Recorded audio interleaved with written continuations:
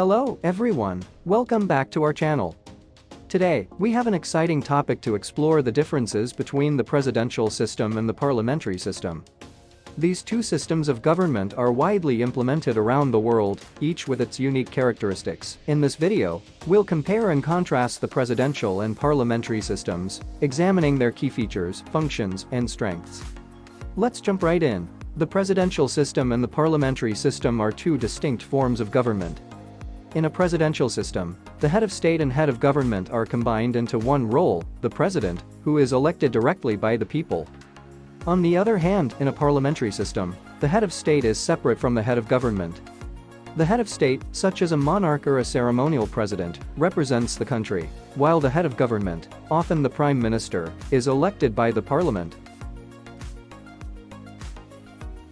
The structure and functioning of these systems lead to different dynamics within the government.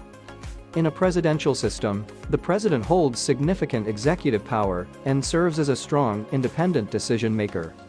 This system emphasizes a separation of powers, with the executive, legislative, and judicial branches operating independently to ensure checks and balances.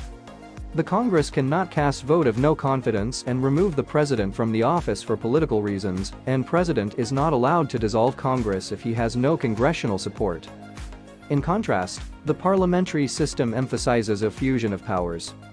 The executive branch is formed by the majority party or coalition in the parliament, with the prime minister as the head of government. The legislative and executive branches are interconnected, as members of the executive branch are also members of the parliament. The parliament can remove the prime minister by a vote of no confidence, and the prime minister can dissolve the parliament. Now that we have a general understanding of the key features of two political systems, let's explore some of their strengths and weaknesses. The presidential system. Strengths. 1. Strong leadership. The presidential system allows for decisive leadership. The president can swiftly implement policies and make executive decisions without extensive parliamentary debates or coalitions. 2. Accountability. Since the president is directly elected by the people, they are accountable to the voters.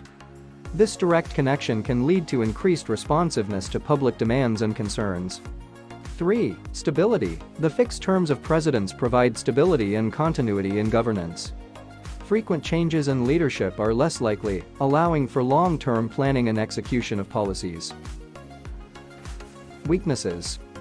1. Gridlock. In some cases, the separation of powers can lead to gridlock and slow decision-making. If the executive and legislative branches are controlled by different parties, conflicts may arise, hindering progress. 2. Lack of representation. Unlike parliamentary systems where multiple parties are represented, the presidential system often leads to a two-party system. This can limit diverse representation and alternative viewpoints. 3. Concentration of power. The extensive executive powers vested in the president can potentially lead to an accumulation of power. Checks and balances are essential to prevent any abuse of authority.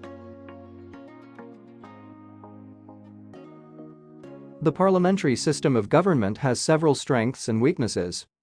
Here is a summary of its main characteristics. Strengths. Political accountability. In a parliamentary system, the executive branch, headed by the prime minister, is directly accountable to the legislature. The government can be easily held accountable for its actions and policies through question sessions, debates, and votes of no confidence. This fosters transparency and responsiveness, flexibility and stability. The parliamentary system allows for flexibility in forming and changing governments. If a government loses majority support, a new government can be formed quickly without the need for lengthy elections. This promotes political stability and enables timely decision-making. Efficient legislation. Parliamentary systems often have streamlined legislative processes. Since the executive and legislative branches are closely intertwined, passing legislation can be more efficient compared to systems with separate executive and legislative bodies. This facilitates quick responses to pressing issues and allows for more effective governance. Coalition building. The parliamentary system encourages coalition governments where multiple political parties cooperate and share power. This can lead to broader representation and compromise between different viewpoints, promoting inclusivity and consensus building. Weaknesses. Instability and weak governance. While parliamentary systems offer flexibility, they can also be prone to instability. Frequent changes in government and coalition dynamics may lead to shifting policies and lack of long-term planning. If parties within the coalition have conflicting interests, it can result in weak governance and difficulty implementing decisive reforms. Lack of separation of powers. In parliamentary systems, the executive and legislative branches are intertwined, and the Prime Minister is a member of the legislature. This concentration of power may lead to a lack of checks and balances and potential abuse of power. The absence of a distinct separation of powers can limit the ability to hold the executive accountable. Dominance of major parties. Parliamentary systems often experience a tendency towards two dominant parties or coalitions, marginalizing smaller parties and limiting representation. This can lead to a lack of diversity in political views and limited choices for voters. Gridlock and partisan politics.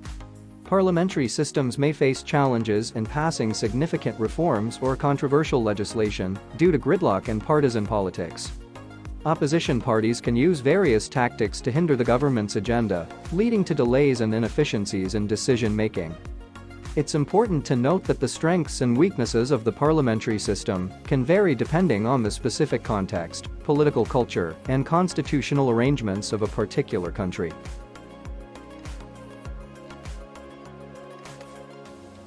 That wraps up our comparison of the presidential system and the parliamentary system. Which system do you prefer, and why? Let us know in the comments below. Don't forget to like this video and subscribe to our channel for more thought-provoking content. Until next time, stay curious and keep exploring.